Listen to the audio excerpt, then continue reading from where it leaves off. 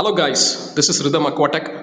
So இப்போ பார்த்தீங்கன்னா இந்த கிளைண்ட்டுக்கு பர்டிகுலராக என்ன ப்ராப்ளம்னு கேட்டிங்கன்னா, மோட்ரு வந்து ஃபுல்லாமே டேமேஜ் ஆயிடுச்சு. சொலினாய்ட் வால்வ் உட்பட பார்த்தீங்கன்னா எல்லாமே டேமேஜாக தான் இருக்குது. இதற்கான காரணங்கள் என்னென்னு கேட்டிங்கன்னா, கிளைண்ட் ஒரு 3.5 இயர்ஸ் மெஷின் வந்து உள்ள சர்வீஸே பார்க்கல. அவரோட வாட்டர் ஹார்ட்னஸ் எடுத்துக்கிட்டிங்கன்னா அதிகமாக இருக்குது. அதனால தான் உங்களுக்கு இந்த மாதிரி சால்ட் டெபாசிட்ஸ் வந்து இந்த மோட்டரில் உங்களுக்கு படிச்சதை நீங்கள் பார்க்கலாம். அப்பார்ட் ஃப்ரம் த டிடிஎஸ் பார்த்தீங்கன்னா 1200 இருக்குது. அவர் ஸ்பன் ஃபில்டர் மட்டும் தான் வந்து மாற்றிக்கிட்டே இருந்திருக்கார் போல இருக்கு. ஸோ இதுதான் வந்து இந்த ஒரு ரிசல்ட்டை நமக்கு வந்து கொடுத்துருக்கு. பிகாஸ் ஆஃப் ஸ்கேலிங் வாட்டரில் அயன் அதிகமாக இருந்தனால பார்த்தீங்கன்னா அயன் கண்டென்ட் வந்து ஸ்பன் ஒரு மிரிண்டா கலரில் நமக்கு இருக்கிறது தெரியும். இதுக்கு என்ன ரெக்கமெண்டேஷன் கொடுத்தோன்னு கேட்டிங்கன்னா, உங்களுக்கு அயன் ஃபில்டர் போட்டு அதுக்கப்புறம் நாங்கள் மெஷின்குள்ளே வந்து வாட்டர் ஃபீடை விடணும்.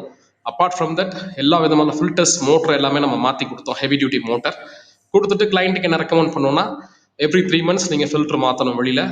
ப்ளஸ் எவ்ரி 12,000 to 15,000 லிட்டர்ஸ் நம்ம ஏற்கனவே பழைய வீடியோவில் சொன்ன மாதிரி நீங்கள் மாற்றினா தான் அவருக்கு சரியாக வரும்னு சொல்லி சொன்னோம் நம்ம. ஸோ இது மாதிரி உங்களுக்கு எதுவும் டவுட்ஸ் இருந்தது வாட்டர் பியூரிஃபையர் சம்மந்தமான நீங்கள் கீழே இருக்க நம்பருக்கு எங்களுக்கு வாட்ஸ்அப் பண்ணுங்கள். Thank you friends.